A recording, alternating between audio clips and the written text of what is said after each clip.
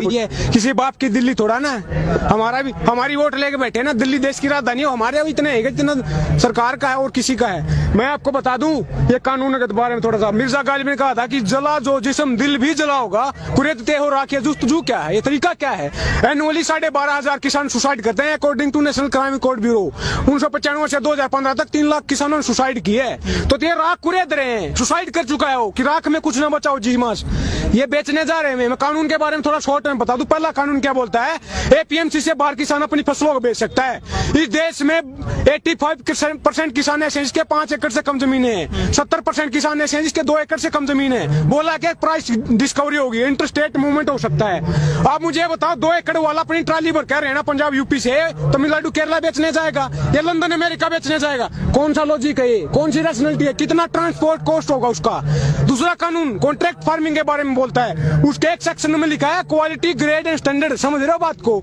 पहले बोला जाएगा कि चावल इतना मोटा होगा, इतना पतला होगा, ऐसा कलर होगा।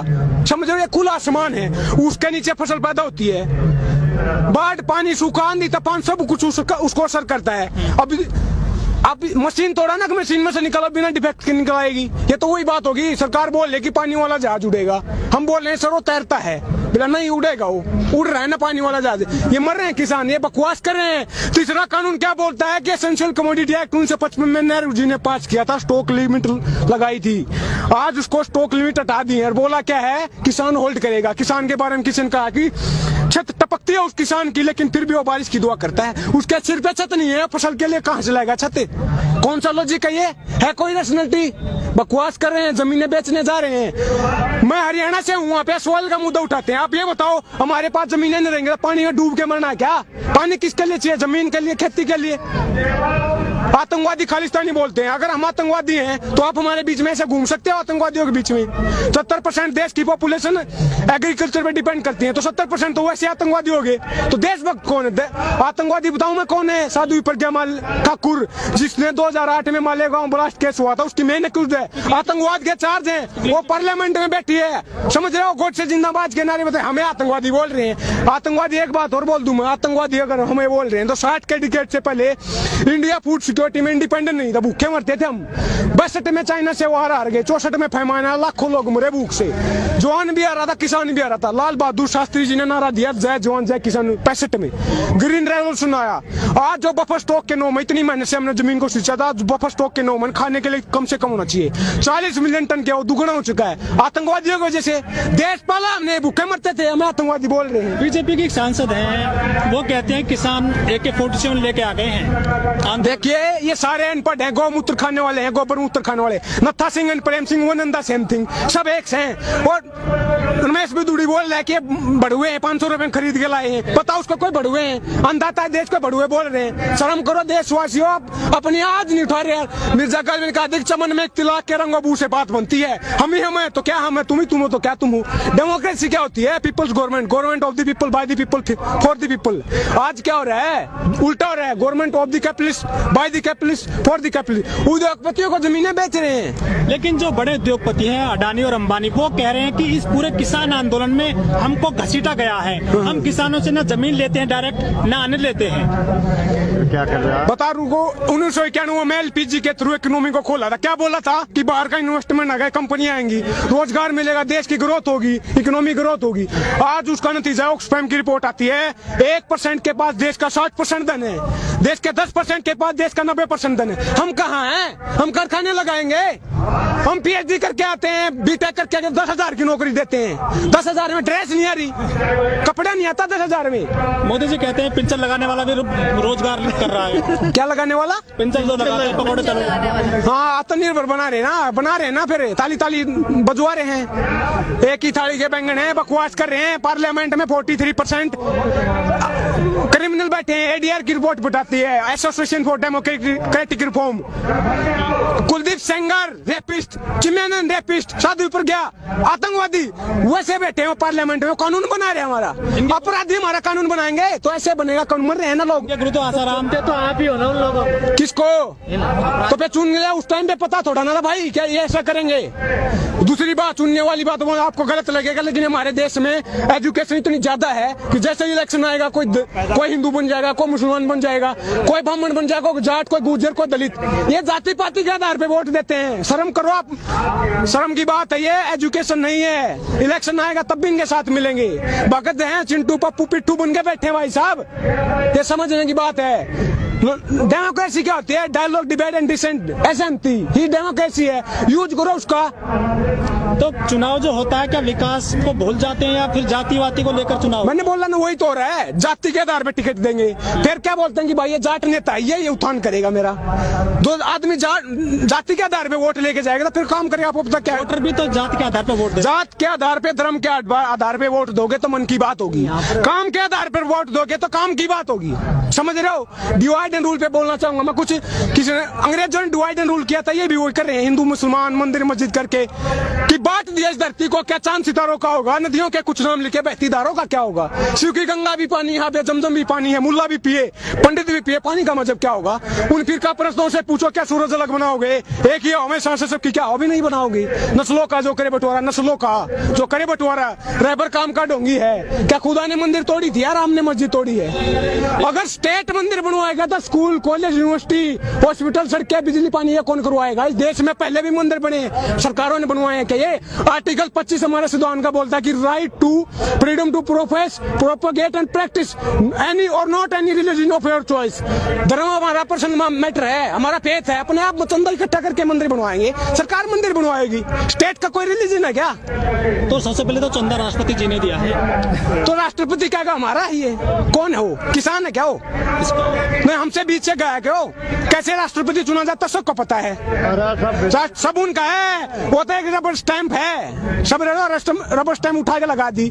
आप मुझे बता दो एक भी कानून पे जिसमें राष्ट्रपति ने डिसेंट का भी यूज किया हो, अड़े हो कि ये गलत है, ये सारे कानून पे मोहर लगा देते हैं। पिट्ठू होते हैं सरकारों के राष्ट्रपति, देश का पहला नागरिक। गलत बोल रहा हूँ लेकिन पिट्ठू है भाई, पिट्ठू है। तो क्या आपको लग रहा है जनता को भी सुधरना चाहिए था? सुधरेगी कैसे? मेजी रेस्टोरेशन आया था 1860 के दशक में जापान में। छोटा सा देश है, खेती के लिए जमीन नहीं है, टापुओं का देश, आइलैंड पे बसा हुआ है। मेजी रेस्टोरेशन आया था, उससे इंडस्ट्रियलाइजेशन हुआ। देश को इतना पढ़ाई लिखाई, ह्यूमन डेवलपमेंट, एजुकेशन, हेल्थ पे इतना खर्चा किया कि छोटा सा देश है। ये जितने है ना दादागिरी के घूम रहे हैं, वर्ल्ड पावर बन के, घुमा के मारा था, घुमा के भगा। यूएस को पीटा, पर्ल हार्बर पे अटैक किया, चाइना को हराया, रशिया को हराया, सारे देशों को घुमागा। छोटा सा देश है। ऐसे ही आज इजराइल पूरे मुस्लिम राष्ट्र, 60 मुस्लिम देश हैं, भगा के मारता है। ये लड़ाई की बात नहीं है, रिवेंज की बात नहीं है, रिफॉर्म की बात है, ये रिवॉल्यूशनरी थिंकिंग की बात है, क्रांतिकारी की बात है। भगत सिंह ने जो वो फांसी हो रही थी ना, उनके वकील ने आके पूछा था आप देश को क्या संदेश देना चाहोगे? उन्होंने कहा था कि साम्राज्यवाद मुर्दाबाद, इनकलाब जिंदाबाद। आज मैं बोल रहा हूँ कि पूंजीवाद मुर्दाबाद, इनकलाब जिंदाबाद। मैं क्या बोल रहा हूँ? आप काम की बात कर लो यार, मन की बात क्यों करते हो? काम की बात क्यों नहीं करते? खेती किसानी की बात क्यों नहीं करते? रोजी रोटी, कपड़ा, मकान, शिक्षा, स्वास्थ्य, बिजली, पानी, सड़कें, इसकी बात क्यों नहीं करते? आप खामी बता रहे हैं सरकार के, लेकिन जो रामदेव जी वो कहते हैं कि मोदी जी के अलावा कोई दूसरा विकल्प नहीं है देश में। अरे सलवारी बाबा, लाला बाबा, क्या बात कर रहे हो? जो सलवार सूट पहन के भाग गया वो हमारी बात करेगा? अरे बिजनेसमैन है। आप मुझे बताओ, आप मुझे बताओ, योगा करवाते हैं किस लिए? शरीर स्वस्थ होगा, फिर दवाई बनाते हैं। जब हम स्वस्थ होते हैं दवाई की क्या जरूरत है? इस गेम को समझे आप, सबसे ज्यादा वो उसी का विकास हुआ है इस सरकार में। हम तो मर रहे हैं, मैंने बोला ना, 12,500 एनुअली सुसाइड कर रहे हैं भाई साहब। वो कहते हैं किसानों ने कानून नहीं पढ़ा और किसान ना समझे, रामदेव बोलते हैं। आके समझा देना, वो कौन सा चश्मा लगाते? रुको बाबा, मैं अगर आप समझाओ ना, मैं आके कौन सा चश्मा लगाते? हमें भी दे दो चश्मा जिसमें कौन लाइन दिखती हो भले की। ये कानून जहर है, जहर। सरकार क्या बोल रही है कि 2-3 चम्मच निकाल देंगे, गिलास भरा जहर का है, बोले 2-3 चम्मच निकालेंगे, अमेंडमेंट कर देंगे, संशोधन कर देंगे। आप मुझे बताओ, एक चम्मच हो, एक गिलास हो, एक बाल्टी हो, एक चुटकी हो, जहर तो जहर होता है, खाते ही डेथ होती है। ये डेथ वारंट है। लेकिन सरकार कह रही है किसानों को अच्छे दिन आएंगे, इस कानून से लागत का 1.5 गुना मिलेगा, 2 गुनी हो जाएगी 2022 तक। अच्छा, एपीएमसी में खामियां बताई हैं। एक 2016 में, थोड़ा डिटेल में बताऊंगा मैं, 2016 में ई नाम के वो लेके आए थे policy, electronic national agriculture market, उसमें क्या बोला था 2022 तक दुगनी हो जाएगी, आज कितनी है? वो नेशनल मार्केट होगा, वो कहाँ गई पॉलिसी? वो फेल क्यों हुई? क्या कारण रहा?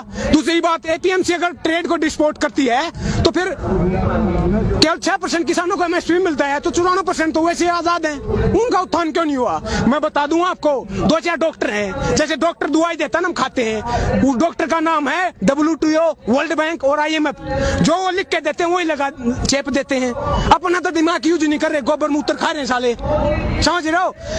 USA में एक किसान को 45 लाख रुपए सब्सिडी दी जाती है, लेकिन वो लोग कहते हैं कि मोदी जी का डंका बज रहा पूरे वर्ल्ड में।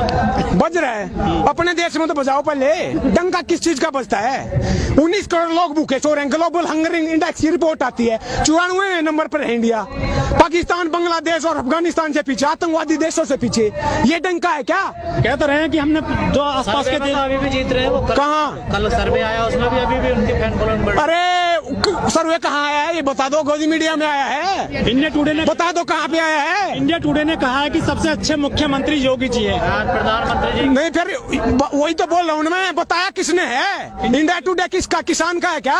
हमारी बात करता है क्या? वो पिट्ठू बन के बैठे हैं, चिंटू है, चाटुकार है, वो पत्रकार नहीं है, सरकार की बात करते हैं, हमारी एक बंडल पे बिक जाते हैं यार, 2 रुपए की कौड़ी की औकात नहीं, हमारी बात करेंगे वो। क्या लग रहा है? बात सुन के तो वोट देती है जनता। किसकी बात करेंगे? आप मुझे बताओ, डेमोक्रेसी के 3 स्तंभ होते हैं, 4 होते हैं, एग्जीक्यूटिव, लेजिस्लेटिव और जुडिशरी, चौथा होता है मीडिया। अब मोदी जी के बारे में मैं कैसे जानता हूँ, आप कैसे जानते हो? मेरी बुआ का लड़का है क्या? आपकी बुआ का लड़का है? मीडिया ने बताया ना, क्योंकि थाली लेकर उतारी, दिन रात भगवान बनाया, बना के नहीं बनाया, भगवान ने बनाया ना, तो मीडिया वाले जिसको चाहे चढ़ा सकते हैं, आपको चढ़ा सकते हैं, मुझे भी चढ़ा सकते हैं। तो मीडिया सही काम नहीं कर रहा क्या? काम की बात होनी चाहिए, मीडिया कहाँ काम कर रही है? मीडिया के बारे में कहा था कि वो बारी बारी से कर रहे हैं ना विकास, कि देश चलता नहीं मचलता है, मुद्दा हल नहीं होता उछलता है, जंग मैदान पे नहीं मीडिया पे जारी है, आज मेरी तो कल तेरी बारी है, यही तो हो रहा है। चुन चुन के हमारे एक छज्जा टूट जाता है, उनको चुनने हो जाते हैं यार, और किसानों के पिपली में हाथ टूट गया, उसके लिए कोई एक आवाज नहीं उनके पास। अच्छा, आखिरी सवाल आपसे, अमिताभ बच्चन है, बॉलीवुड कलाकार हैं, वो किसान चैनल है जो उसके ब्रांड एम्बेसडर रहे हैं, लेकिन उन्होंने ट्वीट नहीं किया किसानों के लिए पूरे आंदोलन में। अरे ऐसे लोगों के में जो नवरत्न तेल बेचते हैं, तेल उसी ऐसे लोगों के में आज से ये भी नहीं, हम अपनी आवाज उठाना जानते हैं। सपना चौधरी है, हाँ। वो भी काफी फेमस है, किसान के लड़के, किसान भी काफी डांस करते हैं उनके लेकर के, लेकिन वो भी ट्वीट नहीं कर रही है। वो किसके साथ है? बीजेपी के साथ है, उसकी पार्टी में जुड़ी हुई है, इलेक्शन में खड़ी हुई थी, नहीं खड़ी हुई थी उनके साथ, सबको पता है। वीरेंद्र सहवाग भी नहीं कर रहे हैं कोई ट्वीट। भाई मैं अब पूरे देश का चिट्ठा तो लेके बैठा नहीं, कौन क्या करा, कौन किस टाइम पे मुंह क्या, काफी ट्वीट करते हैं ना वो तो। मैं रिपब्लिक भारत वाला तो हूँ नहीं कि क्या कुछ टाइम पे छींक मारी, वो वही लेके घूमते ना, रिया ने छींक मारी, ब्रेकिंग न्यूज जोर से मारी, समझ रहे हो? मैं रिपब्लिक भारत से हूँ नहीं भाई, समझ रहे हो? बात क्या है कि काम की बात होनी चाहिए, खेती किसानी की बात है, लेकिन मैं शाम तक बोल सकता हूँ, क्योंकि किताब उठा रखी। भगत सिंह ने कहा था कि इंकलाब ने तो बम से आता है, न पिस्तौल से आता है, इंकलाब आता विचारों से, नॉलेज से, किताब से। ये किताब बोल रही है, ये बकवास नहीं बोल रही, गोबर मूत्र नहीं बोल रहा। तो मैं अपनी बात को खत्म करना चाहूंगा, भगत सिंह की कौम है ये, भगत सिंह के बगैर हम खत्म नहीं कर सकते। पीयूष मिश्रा जी ने कहा था कि वो काम भला का काम हुआ जिसमें चंद्रशेखर आजाद न हो, वो इसके भला का इसको जिसमें भगत सिंह की याद न हो, भगत सिंह की याद न हो, और हमको बात को खत्म कर दे, ऐसा नहीं हो सकता। भगत सिंह ने कहा था कि लिख रहा हूं अंजाम जिसका कल आ जाएगा, मेरे खून का एक कतरा इंकलाब आएगा। जोर से बोलना है, क्योंकि उसी भगत सिंह ने कहा था कि गूंगे बहरों को सुनाने के लिए धमाका जरूरी होता है, और ये आवाज धमाका है, पार्लियामेंट तक आवाज जानी चाहिए। गूंगे बहरे हो, इंकलाब, इंकलाब।